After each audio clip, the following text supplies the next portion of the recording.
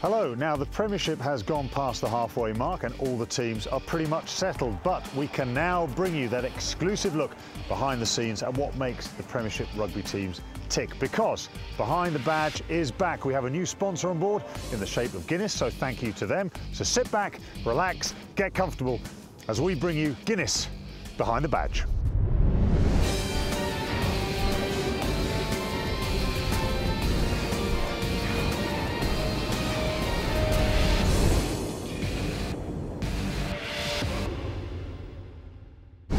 So the Six Nations got underway at the weekend. For Wales, the disappointment of those defeats at the tail end of the World Cup was made up for in some small way by a remarkable victory over Ireland. Were they lucky? Was that Stephen Ferris penalty a penalty? Was it a tip tackle?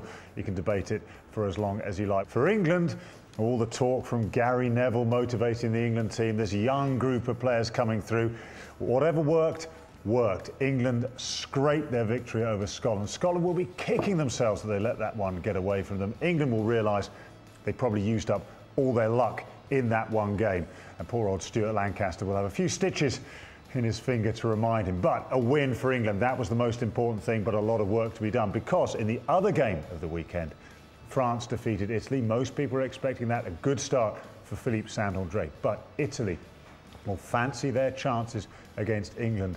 Whilst all that is going on, the Premiership returns. Some big games to look at, but of course the one that catches the eye is, can Harlequins maintain their position at the top of the Premiership? They're up against London Irish, which is why we're here at London Irish's training ground to bring you a little look at how they're preparing for this game. In 2002, Toby Booth came to London Irish as the assistant academy manager. Now, 10 years on, he's proven that he will do exactly what he's asking his players to do, work hard and reach the very top, because he is the boss, the head coach of London Irish. And in that time, he has produced several key young England players. 10 years. It's been an interesting journey through thick and thin, and you know, I'm very lucky to do something that I really enjoy. And yeah, obviously there's a lot of hours and effort under the belt, but you know, it could be worse. I could do a real job. A real job. Now, you're viewed as being one of the most innovative young coaches in the English game. With Stuart Lancaster taking over the reins with England, people are realising now it doesn't have to be the former internationals who take up the reins as coaches. Do you feel that you've kind of blazed the trail with that one? The one thing that players judge on, and you know, obviously we can always have selective attention, is credibility. You have to have credibility as a coach. In other words, you have to know what you're talking about. And if you haven't played to the same level as the people that you're asking to do things, you know, you've got to make sure you're on very good ground. And I think, you know, the modern coach is more or as much a relationship manager as he is a coach. What would be the highlight within those 10 years? I like working with individuals and making people better players. That's where I started. It will be always something at the back of what we do here. We want to improve people as players and people, as we said. So any player that we've taken all the way through from an academy point of view into an international shirt, and there's been a number of them, as you've alluded to. You know, I see that as our greatest coaching achievement. When that shout goes up from Toby, who can I select? What is the bit of kit that you reach for to say, this is absolutely the piece of equipment I need to make sure my guys are fit? Mostly in acute injuries, we use a game ready in the early stages. It's a great piece of kit. It delivers ice and compression at the same time. Okay. Can go around most joints. You're given various apparatus that mold around a joint. It's mechanical. It can go for 20 minutes, and then you can even set it to programs that can work during the night. But we then come on to this. This is the GPS system. Now, I always equated this with just fitness, just seeing how far the guys were running and how fast they were, and were they putting enough effort. But this is important for you, for fitness as well. Yeah, the beauty of this is it's going to measure what distance a guy does during training, but it'll also measure what intensities he does.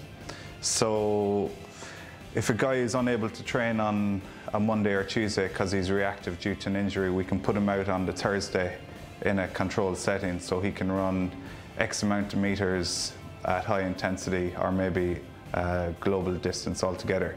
We know how much input we've put into that system then, and we know what he's done on match days, because in some matches we're allowed to wear those as well. So we have match data against training data, and then we can pick exactly where we think the player is on his return.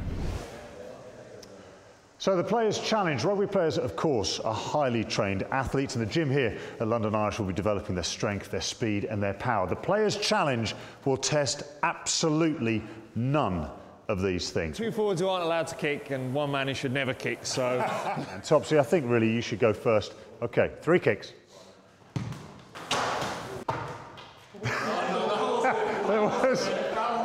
Was it through? 3 zeros all round. How do you keep your training fresh? How do you keep your mind ticking over? You know, Toby and Caddy are generally pretty good at that here. We just actually last week we went bowling for the afternoon. We were all coming ready to train.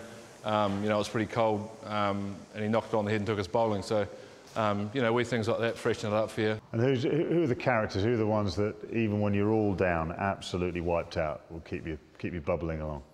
Bob Casey's quite good, I think, especially this year. You know, he's had a few injuries, but you still see him, he's in, he's smiling, he's still cracking jokes and whatnot. So yeah, he's definitely one to look for. Now you've obviously been restricted in what you can train. Which bit of kit in here have you been glued to while that hand has been? There she is, the Watt bike, and it's what the British cyclists use, and our strength and conditioners love putting us on that. We do things like 200s, 4 sets of them. 200 metres, and it's pretty tough. You get off and you're almost, you know, you want to throw up basically. Right, well the kicking experiment was an absolute disaster. So we're focusing on something that most rugby players can do pretty well, eating. The idea is to try and get a biscuit off their head into their mouth without using their hands, just the power of their facial muscles. Gentlemen, you have 1 minute to get as many biscuits in your mouth as possible. Ready? Go. Oh, no. Oh, off the shoulder. Interesting. OK. We've got one coming around here. This is looking very good. OK, that's one. Oh, he got it. Good boy. Oh, he's got a technique here. You're focusing, bringing it in over the left eye. Do you find the left eye? Left eye's easier. Left eye's better. OK.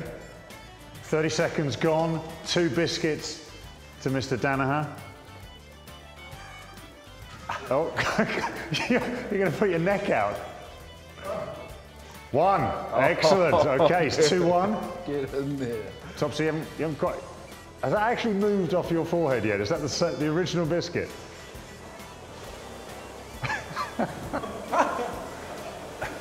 Nearly. Oh, he's gone too far. Oh, went too far. 2-all. What do we got left? And... Stop. That's it. Done. You can tell like times have changed. That well, you're munching into a biscuit, but I would have expected this. I was expecting this bowl to be completely empty. You wait till the camera's off.